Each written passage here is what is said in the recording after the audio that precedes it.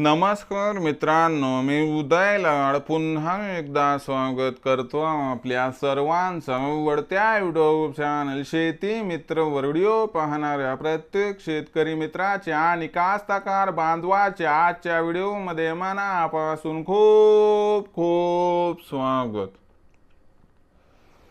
मित्रांनो, thumbnail पाहितलं, title वाचलं होईल मित्रांनो, सामान्य कापूस उत्पादक कास्तकार बांधवांसाठी सर्वात महत्त्वाचा व्हिडिओ की आता कापसाच्या पिकाची दुप्पट वाढ होण्यासाठी कापसाच्या पिकामध्ये कीटकनाशकाची पहिली फवारणी घेत असताना 100% करा टॉनिकचा वापर। ही सध्याच्या कंडिशनची सर्वात महत्त्वाची अपडेट आहे की आता कापसाच्या पिकाची दुप्पट वाढ होण्यासाठी कापसाच्या पिकामध्ये कीटकनाशकाची पहिली फवारणी करत असताना 100% करा टॉनिकचा वापर। मग कापसाच्या पिकामध्ये टॉनिकचा वापर केल्याने खरंच कापसाच्या पिकाची वाढ दुप्पट होणार का? अशा परिस्थितीमध्ये कापसाच्या पिकामध्ये टॉनिकचा वापर का करावा? टॉनिकचा वापर कधी करावा? टॉनिकचा वापर किती करावा? टॉनिकचा वापर कसा करावा? आणि खरंच टॉनिकचा वापर केल्यानं कापसाच्या पिकामध्ये असं काय होतंय की ज्यामुळे कापसाच्या पिकामध्ये टॉनिकचा वापर केल्याने कापसाच्या पिकात होणार 100% वाढ? या प्रश्नाचं अचूक उत्तर जाणून घेण्यासाठी आपण सर्वांनी हा व्हिडिओ आता शेवटपर्यंत पाहावा। व्हिडिओ शेवटपर्यंत पाहत असताना जर आपल्या सर्वांना हा व्हिडिओ मनापासून आवडला तर जरूर या व्हिडिओला या ठिकाणी एक लाईक करा।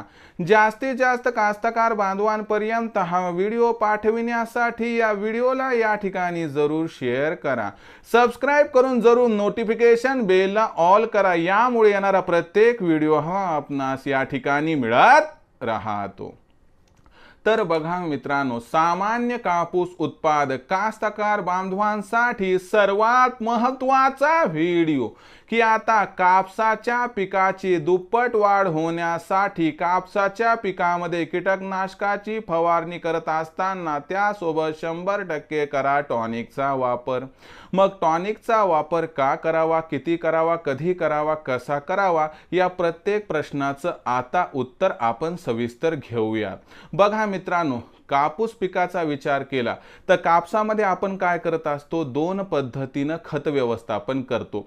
काही जण काय करतात की कापसाच्या पिकाची म्हणजे सरकीची लागवड होत असताना त्या ठिकाणी खत पेरतात, काही जण त्या कापसाची त्या ठिकाणी वाढ सुरू झाली की त्यानंतर 15-20 दिवसांनी खत देत असतात।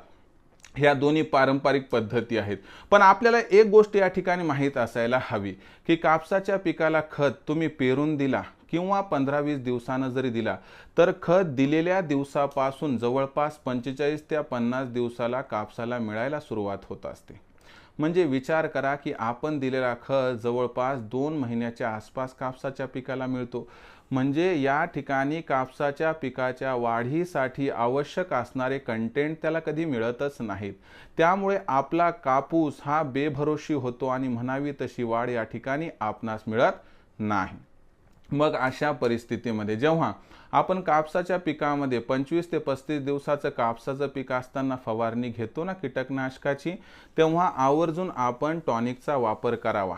तुम्ही टॉनिकमध्ये बायोविटा वापरू शकता, सागरिका वापरा, तुमच्या मनाला वाटते ते वापरा। टाटा कंपनीचं पण आहे, भारी भारी कंपनीचे टॉनिक आहेत, पण लोकल कंपनीचं घेऊ नका। कोणता कृषी केंद्र चालक सांगतोय म्हणून घेऊ नका, कारण 100 रुपयाकडे बघताल तर मग आपलं त्या ठिकाणी विनाकारण नुकसान होऊन जाईल। तर बघा मित्रांनो, आपल्याला टॉनिक आणायचे जसं कंपनीने सांगितले तसं त्या ठिकाणी आपल्याला कीटकनाशकाच्या पहिल्या फवारणीतून द्यायचे। जेव्हा आपण टॉनिकचा स्प्रे घेऊ तिथून 48 तासामध्ये आपल्या पिकाला टॉनिक उपलब्ध होऊन जाईल मित्रांनो, आणि त्यामुळे कापसाच्या पिकाच्या पांढऱ्या मुळ्याची वाढ व्यवस्थित होईल, खोडाची वाढ व्यवस्थित होईल, त्याबरोबर जे पान आहेत ते चांगले वाढतील आणि जे फांद्या आहेत त्या पण वाढतील।